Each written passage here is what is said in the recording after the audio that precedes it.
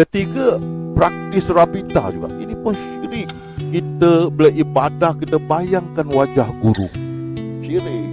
Dirikan salat untuk mengingati Allah, mengingati hukum Allah. Bukan bayangkan wajah guru. Tak boleh.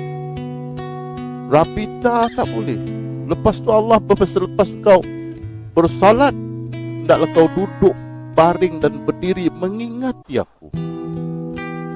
Allah berfirman dalam Al-Quran, mereka membuat alim ulama mereka sebagai Tuhan. Tak boleh.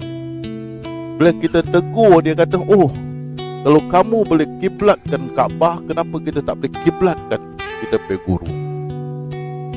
Kita arah. Kiblat tu arah.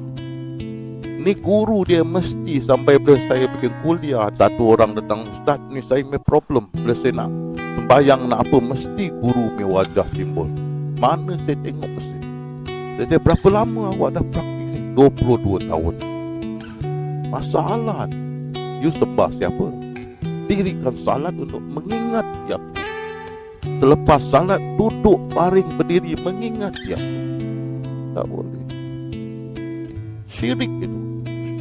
Bagi Syekh Abdul Qadir Jalani, dia kata syirik yang halus. Bagi saya itu syirik kasar. Jadi mau jaga. Nanti kita akan terangkan tentang rabitah. Dan di sini kita tunjukkan jalan yang lebih mudah menyapai ma'rifatullah. Awaluddin ma'rifatullah. Awal agama. Awal. Tapi kita bila dibodoh-bodohkan orang nak sampai makrifat mesti syariat, tarikat, hakikat, makrifat. Kalau susah nak kenal Allah, tutup kedai. Pasal apa? Rukun iman, percaya kepada Allah. Kalau kita susah nak kenal Allah, Islam tutup kedai. Itu pasal sekarang orang-orang barat banyak soal lari ke Buddhism, soal lari kepada lain-lain. Pasal kita menyusahkan. Pada awal agama kenal Allah. Dan Imam Ghazali menekan wajib kita mengenal Allah sebelum kita menyembah dia. Wajib. Dan mengenal Allah tidak susah. Rasulullah bersabda pada sahabat-sahabat, bila engkau jumpa kaum Yahudi, seru mereka beriman kepada Allah. Kalau mereka setuju nak beriman pada mereka, makrifatkan mereka dulu. Mana? Kenalkan pada Allah dahulu, baru beritahu semayang 5 waktu tu wajib. Ini orang Yahudi belum masuk Islam lagi, makrifatkan mereka. Awak dah makrifat nanti, insyaAllah bukakan ilmu pada anak-anak. Siapa saja buka. Kalau dia tak nak dengar, dia memang suka. Pasal ini kurnian Allah. Kalau dia sampaikan, dia tak nak dengar, dia pasal. Bila apa awak dapat kekhusyukan dalam sembahyang, awak rasa gementar. Bila sebut nama dia, awak gementar. Awak sudah tahu, sudah makrifat, mengenal dia. Perubahan mendadak datang ke awak. Alhamdulillah. Awak nak sambung, kita akan sambungkan lebih mendalam. InsyaAllah lepas awak dah boleh khusyuk, kita bukakan mata hati awak pula dalam kelas selanjutnya, supaya awak tidak tidur, roh awak tidak tidur. Rasulullah bersabda, mata aku tidur, mata hatiku tidak. Ya, mata hati itu mau buka sentiasa. Itu dilanjutkan. Dan kita terangkan Lauh Mahfuz kepada awak. Kenapa kita mesti menerima Lauh Mahfuz, menyerah pada Lauh Mahfuz, dan bagaimana ujiannya, apa maksud keridaan, apa maksud ibadah dan makam. InsyaAllah itu semua kelas lanjutan. Membawa cahaya makrifat bersama. Dan cahaya makrifat, cahaya pengenalan ini tersemat dalam hati kita. Dan dia tidak hilang. Walaupun digelapkan dengan dosa, dia tidak hilang. Dia menjadi naluri setiap manusia mencari Allah Subhanahu Wa Taala. Walaupun dia tersilap, tapi naluri mencari Allah itu tetap. Kerana kita dilahirkan Islam. Tapi bila kita lahir aja, syaitan sudah dekat dengan kita. Yang paling dekat si Karin, dia kita berkembaran. setiap kita digembarkan dengan satu syaitan yang bernama Karin. Jadi Siti Aisyah bertanya Rasulullah, engkau pun begitu Rasulullah? Engkau pun ada Karin? Benar, aku pun ada Karin. Tapi Allah telah menolong aku menundukkan Karinku. Jadi setengah ulama mentafsirkan Karin Rasulullah saja yang masuk Islam. Kita punya Karin, menauzubillah min zalik, jahat.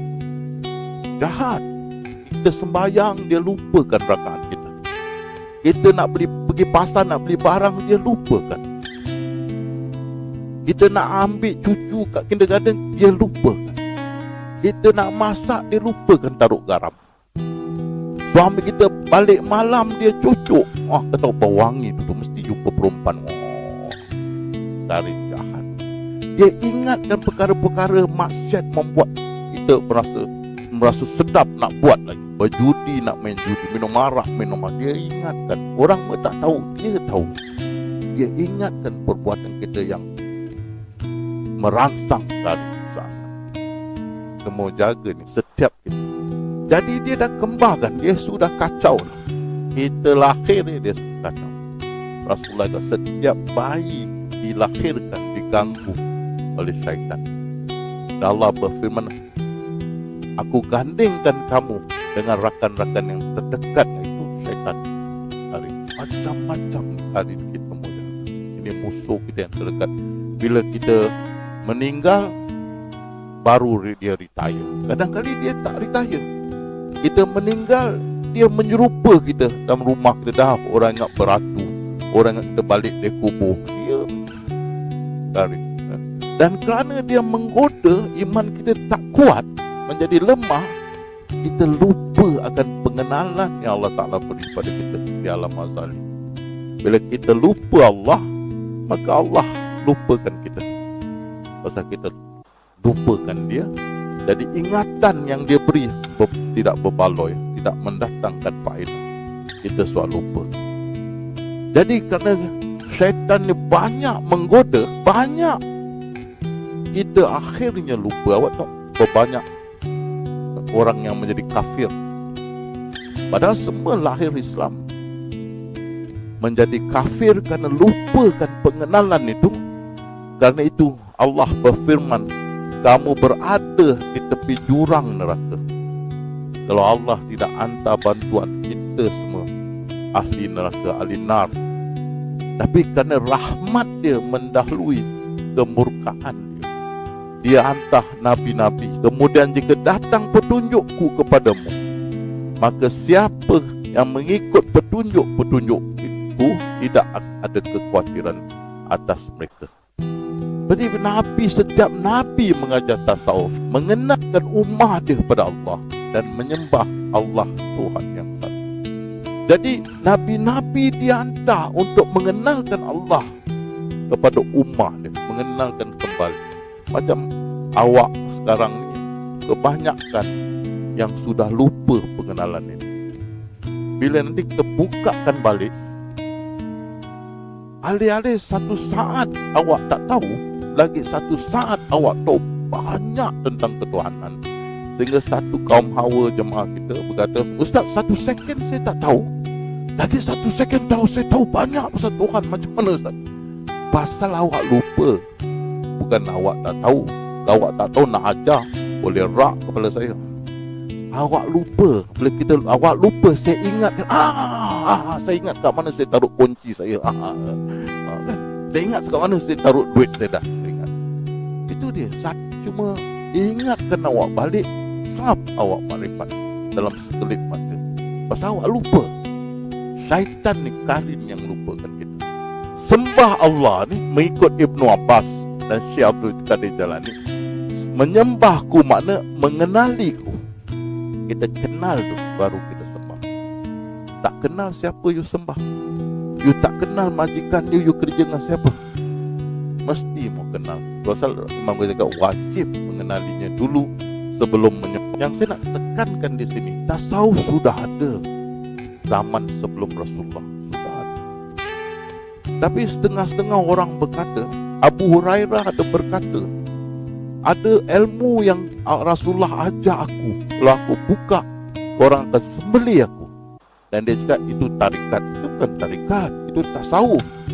Tarikat timbul berapa ratus tahun lagi. Tasawuf sudah ada. Yang Abu Hurairah tak nak buka tu ilmu tasawuf tu. Takut orang salah mengerti. Tapi kita sudah terlampau maju. Quran dan hadis kita boleh dapat dengan senang kat internet. Dulu nak dapat satu hadis kena jalan berhari-hari, berbatu-batu nak dapat satu hadis. Sekarang buka internet semua. Jadi kita sudah bertamadun sebegitu. Jadi ini ilmu lebih senang disampaikan pada kita. Jadi bagaimana Rasulullah menyampaikan tasawuf dengan syarahan? Dia terangkan Sayyidina Abu Bakar sekelip mata. Sayyidina Abu Bakar faham. Dia kata paling senang dakwah Sayyidina Abu Bakar. Dan sahabat-sahabat yang lain dia terangkan faham. Melekat dengan Rasulullah kerana sudah melihat kebenaran. Sahabat-sahabat yang lain juga bila dia buka dengan syarahan. Begitu juga bila sahabat tak ada, tabi'in, pengikut tabi'in mengajar menerusi syarahan. Tak ada zikir, tak ada apa. Bila awak dah kenal, malam mau bangun tak boleh tidur 2/3 malam, 1/3 mesti bangun tahajud. Ini amalan-amalan Rasulullah, sahabat-sahabat ahli sunnah wal jamaah. Ini dia. Jangan lari, balik pada syarak. Ikut ahli sunnah wal jamaah. Ini ahli sunnah wal jamaah. Tak ada zikir. Itu zikir joget. Dan kita boleh tengok bagaimana mereka berzikir sehingga begini macam joget. Mana ada zaman Rasulullah?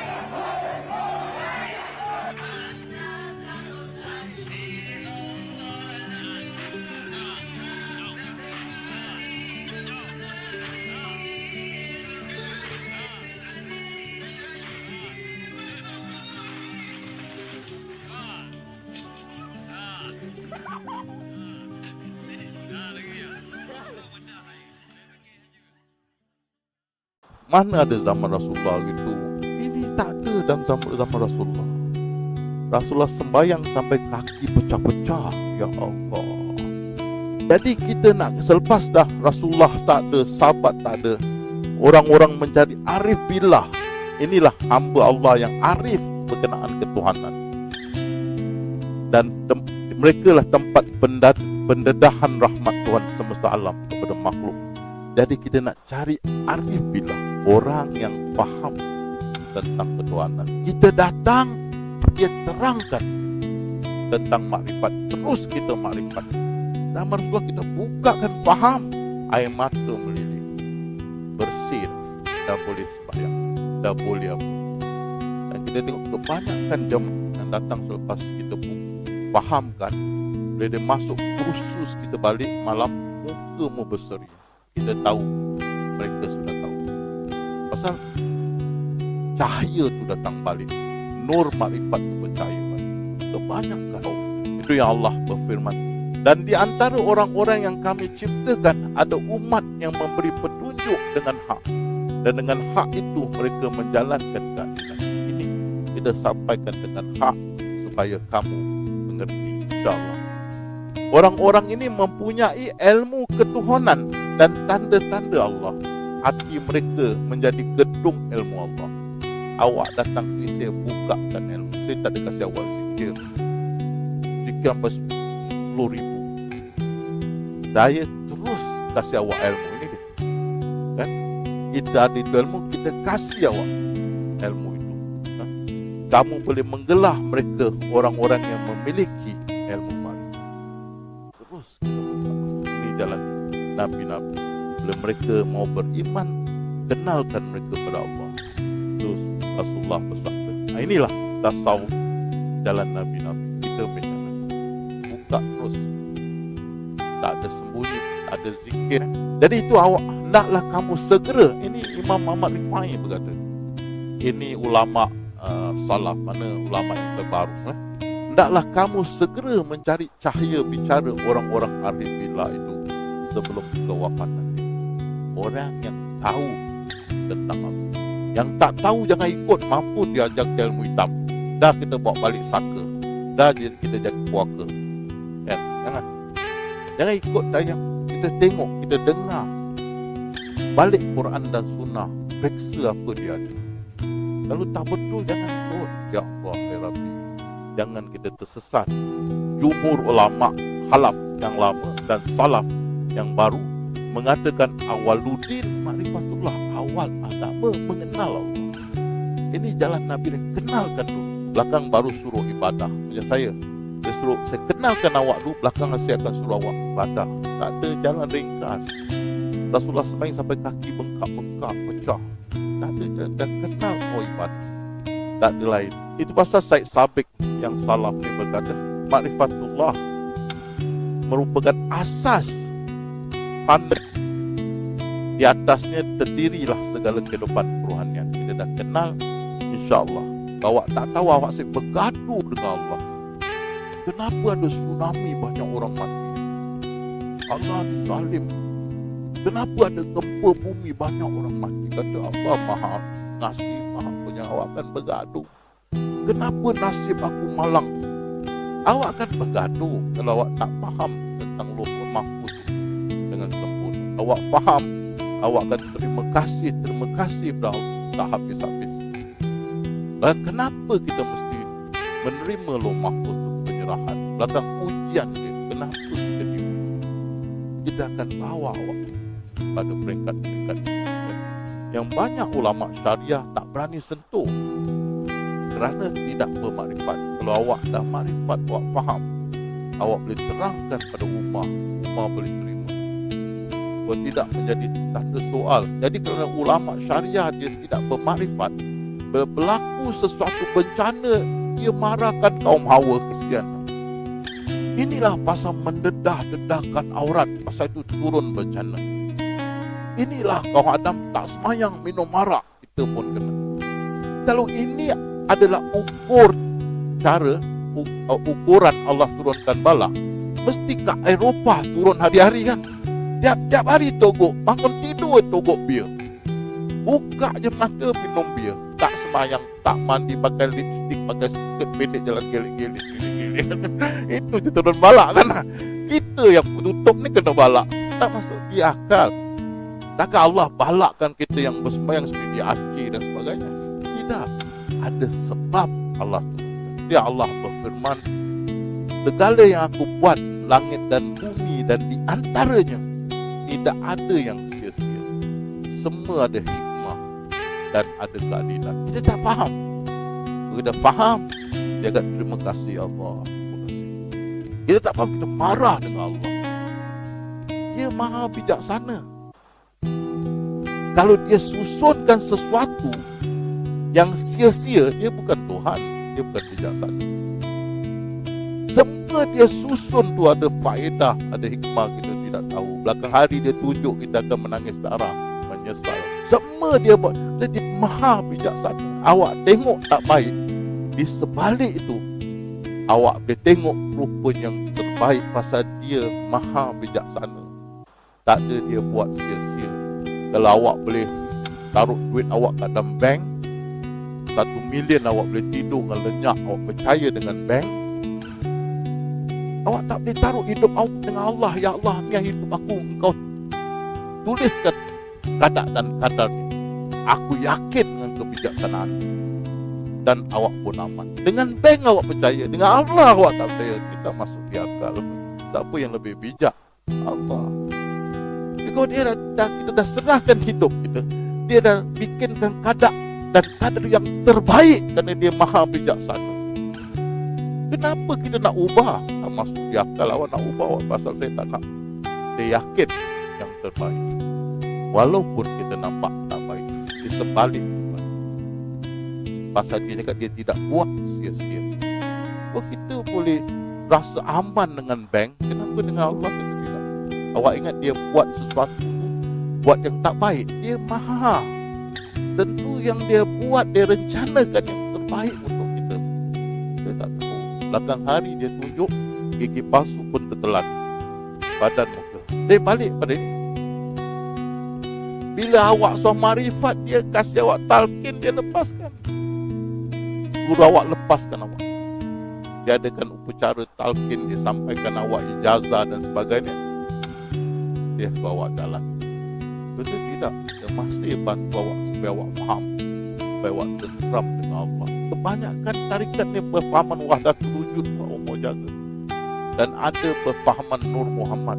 Ini syirik, fahaman-fahaman. Awak ikut sebarangan, awak sesat. Sebab dia berkata siapa bertasawuf tanpa syariah zindik, bersyariah tanpa tasawuf fasik. Mesti ada dua-dua. Adapun orang yang mengajar, mesti ada kelayakan syariah. Mesti mau ada syariah. Ada syariah, awak ajar orang boleh menyelewengkan orang. Mesti ada syariah. Tak ada syariah tak boleh.